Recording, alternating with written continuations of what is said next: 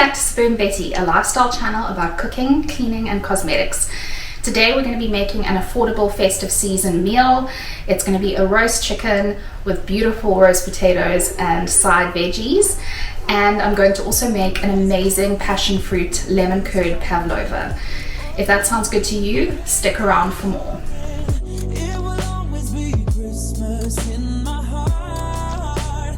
So this meal is quite an affordable festive season lunch. It'll feed about 4 people and the focus is on a roast chicken, which is one of the most affordable cuts of meat and very often on sale. The veg we're using for the sides isn't that expensive and there aren't any really expensive ingredients that go into any part of the meal.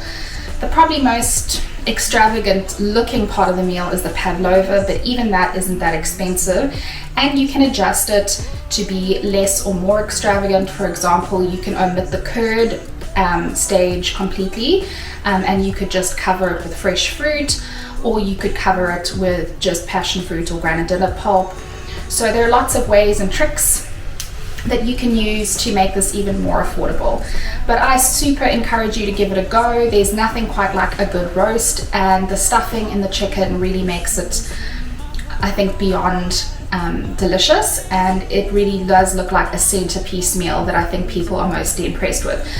If you like this video and you like cooking content, please do like and subscribe. So without further ado, let's get into cooking. Okay, so this is the meal we're gonna cook. It is a roast chicken with roast potatoes, garlic green beans, and roasted butternut. I'm going to start off by prepping the roast potatoes, and I usually do about a potato and a half per person. I had 4 people this day, and I threw in an extra one because I knew 2 of the guests weren't a fan of other types of veg. So I'm just going to peel these and then I'm going to cut them lengthways. And then I'm going to pop them in some hot water in a pot and give them a boil for about 10 or 12 minutes. I just basically want them to start softening up. Now I'm getting my pan ready for roasting them, so just putting some spray and cook on them and then popping the drained potatoes into that pan. I've added probably about 1/4 cup of canola oil, probably a little bit less, but close to 1/4 cup. And I'm just going to roll all the potatoes in that oil to get them nicely coated, and then scratch them with a fork on one side. And roughing them up like this just gives you a much better crisp. You can just make sure at this point that they're all nicely coated, and then they're going to go into the oven at 200°C for about 10 to 15 minutes before you put your chicken in. Next up, I am making a stuffing. I really love this stuffing in a chicken. It's a bread and sort of onion, celery, garlic stuffing. And it is really aromatic. I enjoy it a lot in chicken. In fact, it's pretty much the only stuffing that I ever make. So yeah, I hope you give it a try and you also enjoy it.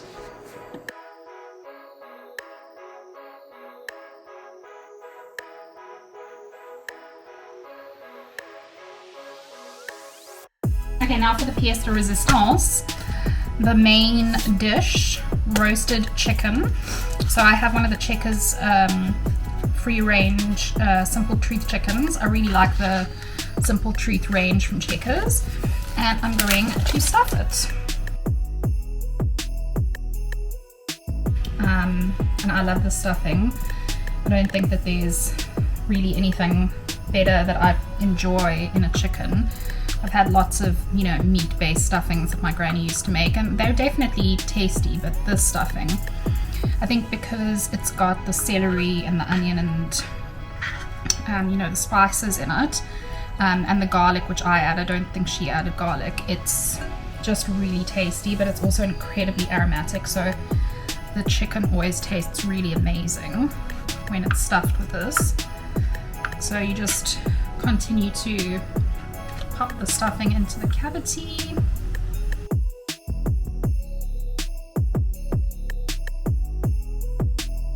You need to remember when you cook a chicken with stuffing in it that it needs at least an extra 5 minutes in an oven. So this is going to go into a 190-degree oven It's been a bit hotter. I've had it on 200 for the potatoes. I'm going to turn it down just a little bit once I put the chicken in, for about 50 minutes. And it definitely is going to need to rest after that, because coming out of a nice hot oven, you want all the juices to go back into the chicken so that it's not dry.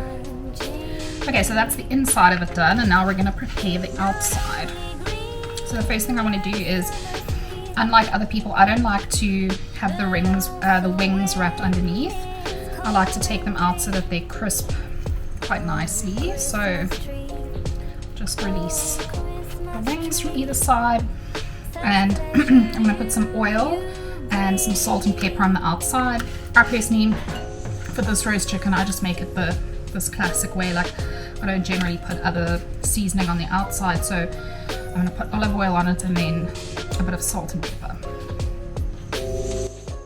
So I'm just using probably like a teaspoon and a half of oil. I generally use olive oil just because I do think it adds a little bit of extra flavor.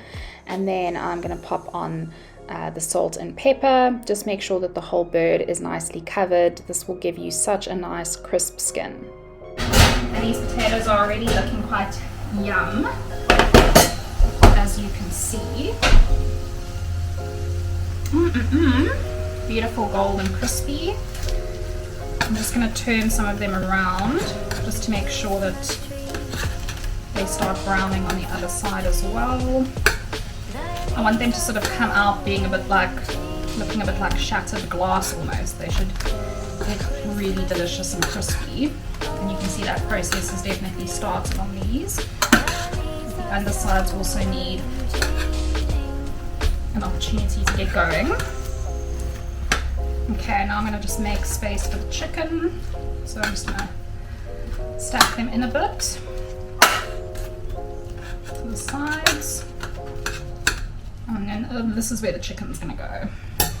So just pop the stuffed bird in there. Voila! And into the oven it's going to go.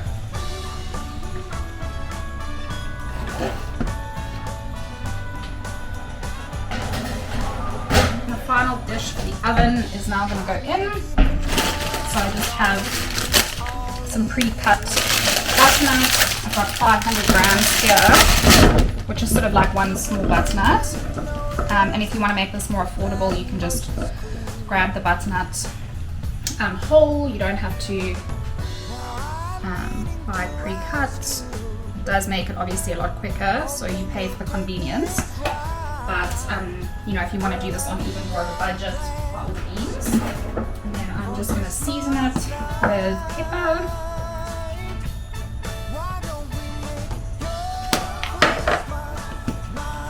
The tiniest hint of cinnamon. I just find it gives it like this earthy flavor. And then garlic salt, which you can probably tell I put on everything. And then I'm just going to mix it quite nicely to try and get a little bit nicely coated in that olive oil and the seasoning. So like I mentioned, it might be more affordable to buy the butternut whole, and if you're not going to make the dessert that I make later on in this video, then this meal is actually so quick to make that, you know, cutting up a butternut isn't really a, you know, too time consuming thing. The dessert is a little bit time consuming. It's not difficult, but it does take time. So you could definitely choose to get a store-bought dessert or do an easier one. So here's everything out of the oven. It's all looking lovely and crisp and beautiful. You'll also see the green beans shortly. I just dressed those with about a teaspoon of olive oil and garlic salt. And yeah, that is the meal. Okay, so I'm going to start off with my meringue base for the pavlova. And for this, you're going to need 6 egg whites. Don't get rid of the yolks. The great thing about this recipe is that it uses both the yolks and the whites, so you don't waste anything, and you don't sort of have to store egg whites or egg yolks for later. So I'm just going to separate these out using the shell, like so, and then we'll move to the next step.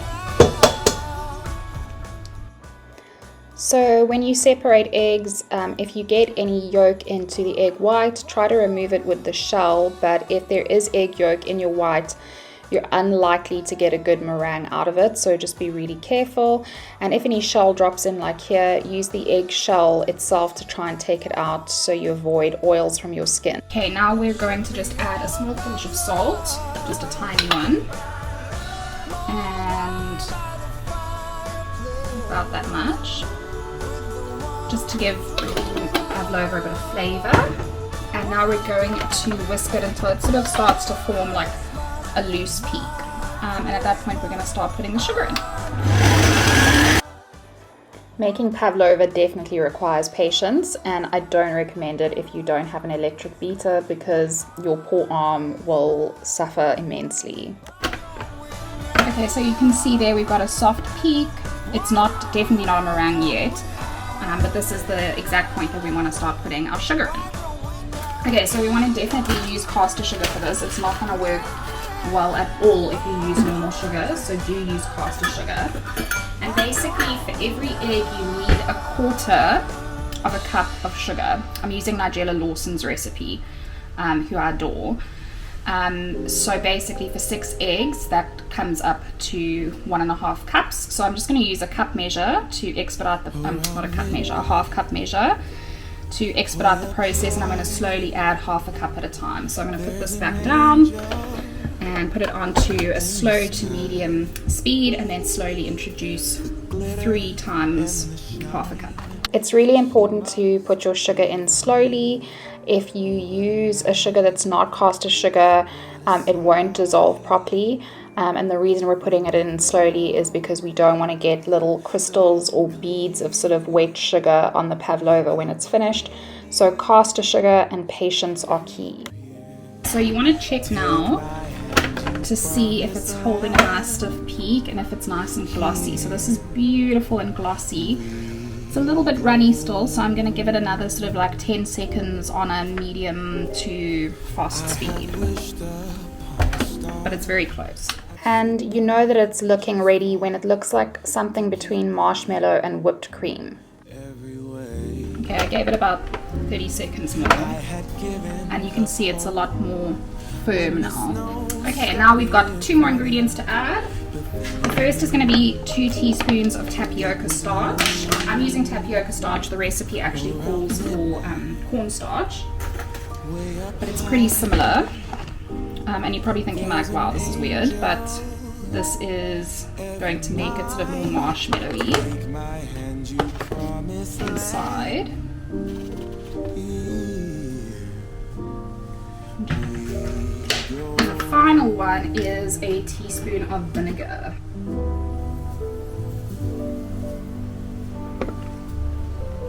Okay, and now I'm going to fold this in. So I'll just grab a spatula. And now we fold. So folding is just bringing from the outside and into the middle, so like that. And you want to do quite a few of these motions to get this properly incorporated. Scrape down the sides once or twice and just keep going.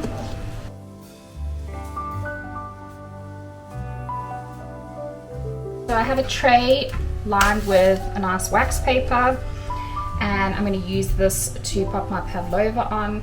I have got my oven preheated to 180, and that is a bit warm for a pavlova, for a meringue, but what you'll see is that we're going to turn it down as soon as this goes in, and according to Nigella, we're doing this to get a crisper outside while still maintaining a lovely soft gooey inside.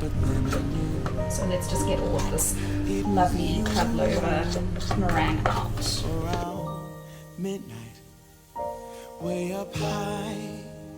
Okay, so now we're going to make the topping. So I've put the egg yolks that I took out of or that I separated from the egg whites in this bowl, and now I'm going to add the other ingredients. Okay, so the other ingredients I'm going to put in here are 3/4 of a cup of caster sugar, 100 grams of butter, 1 lemon with its zest, and then I'm also going to put in some passion fruit.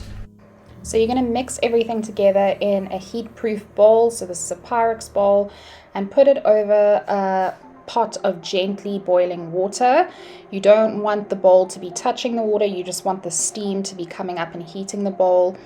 And then you just want to continually whisk. This is going to take a while though. It probably will take about half an hour for the curd to thicken, and you basically just keep going until it thickens.